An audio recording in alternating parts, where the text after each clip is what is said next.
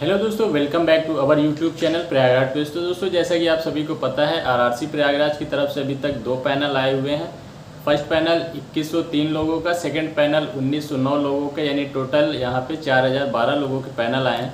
तो दोस्तों, इस वीडियो में बात करने वाला हूँ सेकेंड डीवी को लेकर के, और साथ ही साथ जो फॉरेंसिक वाले मतलब किसी कारणवश उनका मेडिकल वगैरह रोक दिया गया था, उसके रिलेटेड मैं इस वीडियो में बात करने वाला हूँ। काफ़ी कमेंट्स आ रहे थे सेकेंड डीवी और इस चीज़ को लेकर के। इस वीडियो में यही सारी चीज़ें क्लियर करने वाला हूँ। जो भी लोग इससे संबंधित हो, वीडियो को पूरी देखिएगा, आपके डाउट्स आई होप क्लियर हो जाएंगे, पूरी कोशिश करूँगा।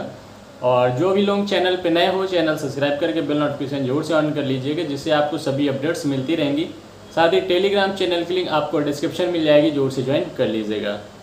तो चलिए दोस्तों, अभी हम बात करते हैं फ़िलहाल यहाँ पे पैनल की। तो आपको पता ही है कि पैनल अभी 4012 लोगों के आए हैं और 4730 वैकेंसियाँ थी, जिसमें से कि 4651 लोगों को डीवी के लिए बुलाया गया था।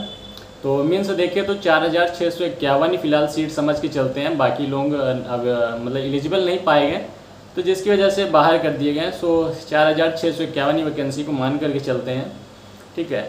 अब इसमें से 4012 लोग पैनल आए हैं, तो मीन्स 639 लोगों का अभी सीट वैकेंट है, यानी कि पैनल आना बाकी है।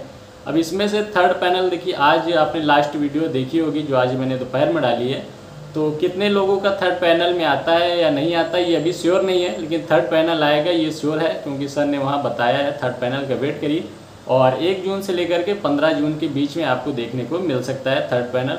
तो अभी इस बारे में कोई कंफर्म नहीं, बट जो एक्सपेक्टेशन बताई गई यही बताई गई है।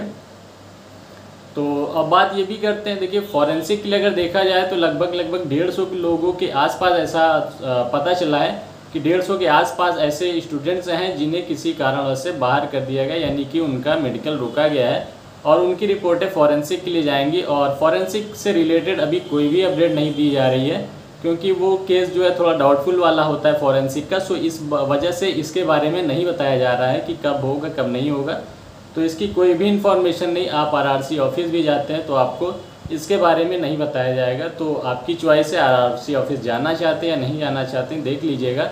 और ना ही मुझे बताया जाता है, क्योंकि मैंने पहले ही बताया कि ये डाउटफुल केस होते हैं, तो इस वजह से इसकी कोई अपडेट नहीं दी जाती। जो भी अपडेट आएंगी आपको ऑफिशियल वेबसाइट पे ही मिलेंगी। और बात कर रहे हैं हम सेकेंड डीवी को लेकर के, तो 150 के आसपास ये ऐसे स्टूडेंट्स हैं। एब्सेंट भी अगर लेके चले तो 13 फरवरी से 23 मार्च तक आपका डीवी मेडिकल चला था, यानी कि टोटल 40 दिन के आसपास।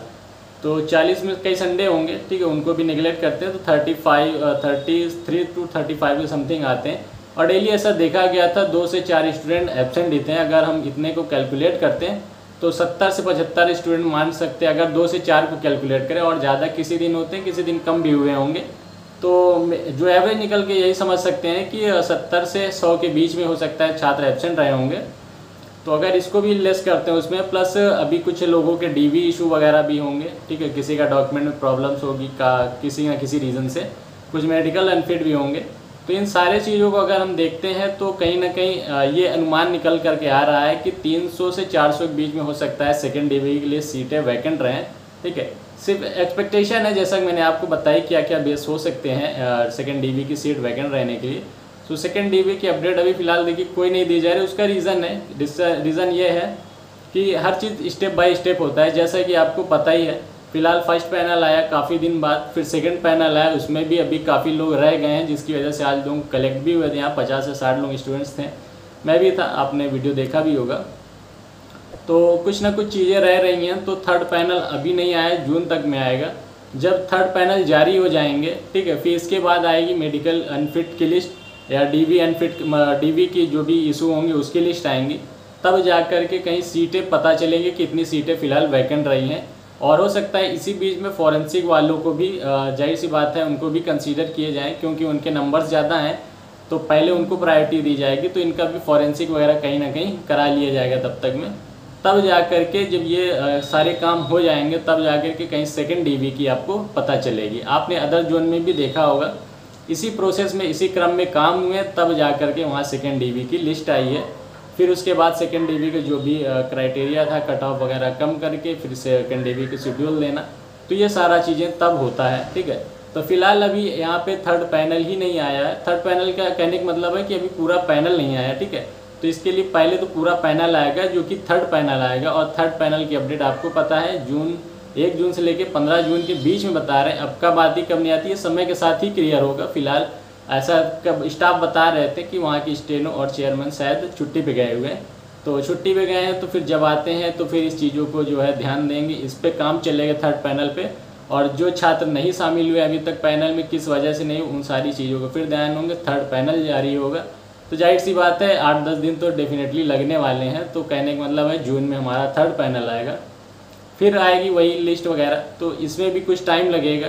तो अगर ऐसे देखें जिस क्रम में अभी चल रहा है, जिस स्पीड से काम भी चल रहा है, तो कहीं ना कहीं सेकेंड डीवी फिलहाल लास्ट जून से पहले तो नहीं देखने को मिल रही है, मुझे ऐसा लग रहा है। आपको भी समझ ही रहे होंगे कि कितना टाइम लगेगा, जाहिर सी बात है। और हो सकता है जुलाई में भी चली जाए तो कोई बड़ी बात नहीं है, क्योंकि जिस हिसाब से अभी तक काम चल रहा है और जैसा आगे का अनुमान लग रहा है वो यही है कि जून लास्ट या तो जुलाई में सेकेंड डीवी आएगी। और दूसरी बात यह है कि कट ऑफ क्या रहेगी सेकेंड डीवी की, तो सेकेंड डीवी की कट ऑफ हम तभी एनालिसिस कर सकते हैं या समझ सकते हैं उसको जब हमें सीटें पता हों और किस कैटेगरी से कितनी सीटें अवेलेबल है, तब जा कर के हम कुछ उसको एनालाइज कर सकते हैं कि किस कैटेगरी में कितनी कट ऑफ कम हो सकती है। बट फिलहाल अभी हमारे पास कोई ऐसा एग्जैक्ट डाटा ही नहीं है, तो अभी फ़िलहाल कट ऑफ पे बात करना कोई खास वो नहीं होगा। लेकिन काफ़ी लोग उसके बावजूद भी कमेंट करते हैं सर मेरा इतना नंबर कम है, ये कम है, सेकेंड डीवी कब होगा। सो इस वजह से मैं इस टॉपिक पे वीडियो भी बना रहा हूँ सेकेंड डीवी को लेकर के। और फॉरेंसिक के लिए भी मैंने बता ही दिया कि फॉरेंसिक की कोई जानकारी नहीं दी है। तो देखिए फिर भी अगर कमेंट्स आते हैं तो मैं इस वीडियो में भी कमेंट्स के बारे में इसलिए ही बात करूंगा क्योंकि अभी फ़िलहाल बात करना उतना ठीक नहीं, लेकिन मैं बता ही देता हूं क्योंकि कमेंट्स आते हैं, मैं भी इस चीज़ से डिस्टर्ब होता हूं जब वही कमेंट रिपीटेड होते हैं। और कॉल्स भी आती हैं, काफ़ी कॉल्स भी आती है, दिन भर में 25 से 30 कॉल मैं खुद ही अटेंड करता हूँ, तो समय लगता है इन सब चीज़ों, मुझसे भी डिस्टर्बेंस होता है क्योंकि हम भी पढ़ाई कर रहे हैं। तो फिलहाल बात ही करते हैं, टॉपिक पे रहते हैं। तो पहले ईडब्ल्यूएस और यूआर की बात करें तो ईडब्ल्यूएस और यूआर के स्टूडेंट्स कम होते हैं और सीटें भी जो हैं अवेलेबल। सो उस केस में अगर देखें तो 1 नंबर के आसपास इनकी कट ऑफ यूआर और ईडब्ल्यूएस की हो सकती है।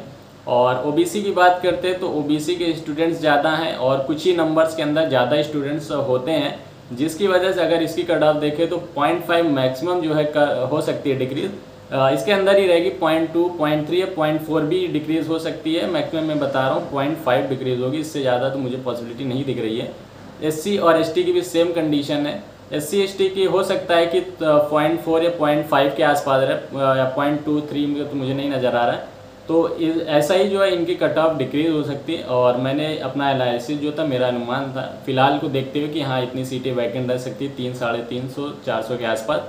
तो उस बेस पे देखें तो यही कुछ मेरा एक्सपेक्टेशन था, मैंने जैसा बता दिया है। तो आई होप आप समझ गए होंगे कि सेकेंड डीवी कब पॉसिबल हो सकती है, क्या कट ऑफ हो सकती है, और फॉरेंसिक वाले जो स्टूडेंट्स हैं जिनका किसी कारण मेडिकल रुका गया उन्हें कब बुलाया जा सकता है। तो इन चीज़ों पे मैंने डिस्कस कर लिया, उम्मीद है आप समझ गए होंगे। और फिर भी अगर कोई क्वारीज होती है आप कमेंट कर सकते हैं, और इंस्टाग्राम पे भी कांटेक्ट कर सकते हैं, आपको लिंक डिस्क्रिप्शन मिल जाएगी, या तो प्रयागराज टूरिस्ट सर्च करके भी फाइंड कर सकते हैं। और जो लोग यूट्यूब पे नए हो चैनल सब्सक्राइब करके बेल नोटिफिकेशन ऑन करिएगा, साथ ही टेलीग्राम चैनल की लिंक आपको डिस्क्रिप्शन मिल जाएगी, जोर से ज्वाइन कर लीजिए। चलिए फिर मिलते हैं नेक्स्ट वीडियो में, थैंक यू, बाय।